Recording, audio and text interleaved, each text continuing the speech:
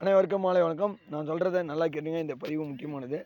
இதை நீங்கள் எப்போ பண்ணணும்னா, வியாழக்கிழமை காலையில் தான் பண்ணணும்.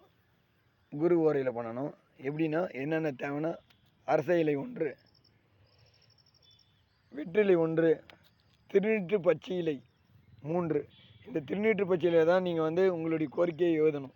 ஏன்னா திருநீற்று பச்சை இலை குரு பகவானுக்குரியது. அதனால் குருவை நினச்சிட்டு அதில் எழுதணும். எனக்கு வேலை கிடைக்க வேண்டும், எனக்கு வியாபாரம் நல்லா நடக்கணும், என் மகன் படிக்க வேண்டும் அப்படின்னு எழுதிட்டு அதில் கிராம்பு, ஏலக்காய், பச்சை கற்பூரம் வச்சு அதை ஒரு முடி மாதிரி முடிச்சு போட்டு அதை மஞ்சள் கலர் நூலால் மஞ்சள் துணியில் போட்டு மஞ்சள் கலர் நூலால் கட்டி நீங்கள் கல்லாப்பெட்டியில் வைக்கலாம்.